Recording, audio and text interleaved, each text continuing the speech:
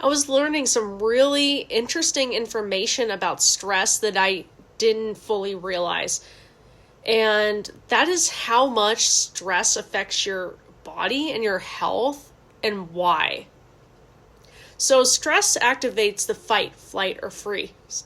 The purpose of stress is to keep you safe. So, unfortunately, that can go awry and affect your heart, your gut, even cause you to gain weight. And so the heart, it puts a lot of stress on the heart, right? It's only meant to be temporary.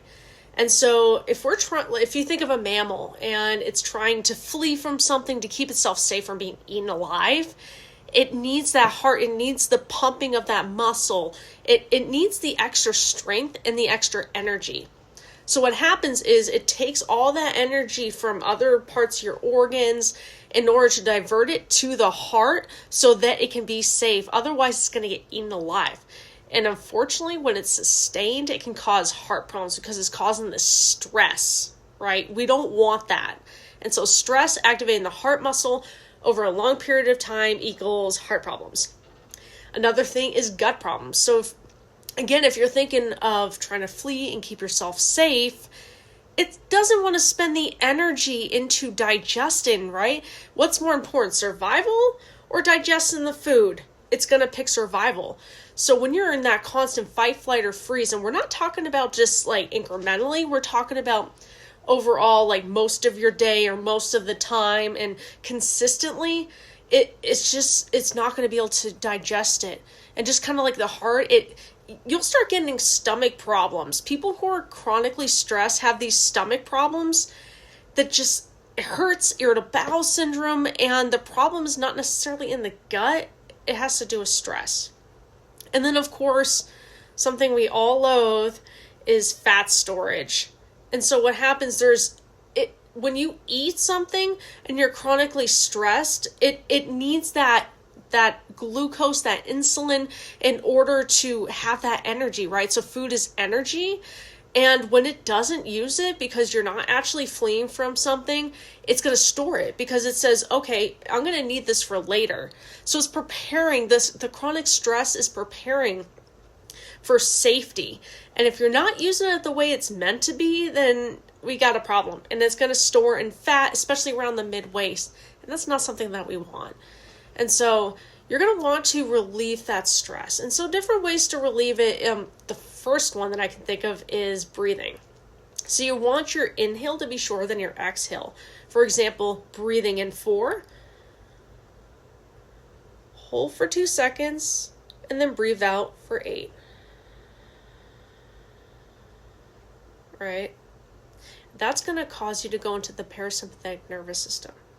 The difference between the sympathetic nervous system and the parasympathetic nervous system is the sympathetic nervous system is activated during stress.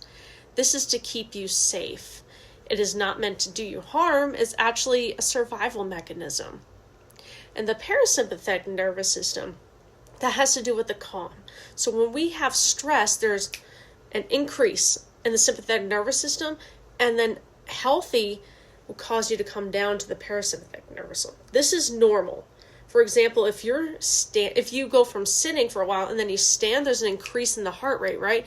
That's a good thing, but you don't want to do that all the time. Another way to decrease stress is grounding. And a lot of people like to get out in nature, trees, plants, the ground. Just grounding yourself, just being out there for even just a couple minutes is going to help you center yourself. Another stress tip would be to read. For me, I love to read. Some people don't like to, and so this may not be helpful to everybody, but reading helps me get out of my own head and into something else, and therefore I'm not constantly ruminating on things that stress me. And so it helps me just divert the focus and attention to something else. Playing music. Some of you are musical, and that's awesome. Some of you are not, and some of these may not work for everybody. But a lot of people again, getting out of your own head. Music in multiple different cultures have been really something that people connect with. If you think of the Native Americans with the drums, every different culture, Jamaican, African, American, we all have our different forms of music. It's a human thing, and each culture is going to dictate in general what kind of music you're listening to. So just get around music, maybe even playing music if you're, musical.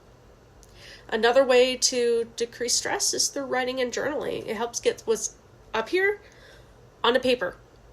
It's really, really helpful because it helps you process your thoughts and your emotions, maybe even set some goals. It's really, really, for me, it's been really helpful in my life, and it really helps, especially in the morning, decrease stress. And then another stress technique would be to eliminate stress is meditation, right? Again, it gets your focus off things. And for some of you, maybe a little woo-woo, but all you have to do is sit there, be calm, focus on your breathing, try to clear your mind, and focus on one thing, whether it be your heart, whether it be the sounds in the room, just the silent humming of a fan. That's really, really helpful in reducing stress. And then last but not least, another way to decrease stress is hot drinks. To me, there's nothing like a hot drink, maybe bone broth or tea or even coffee in the morning. Love my coffee. It's just that sensation of the heat. It's relaxing. You could even take a hot shower, maybe a cold shower if you're brave. It's just something to do with the sensations. And try to do it throughout the day. If you find yourself stressed, go for a walk, practice on your breathing, focus on something else, and it'll help you relieve stress, and you will stop having all those gut problems. You'll stop gaining all that extra weight and storing the fat. A lot of you, at least for me, is like, oh, I look at a candy bar and I gain 10 pounds. A lot of it's stress that's doing that. And then, of course, your heart rate. Stress over time it just kills, it kills your body. So relieve your stress, do any of the stress techniques, and let me know if there's something that I missed and there's another stress technique that you can share with me or with others.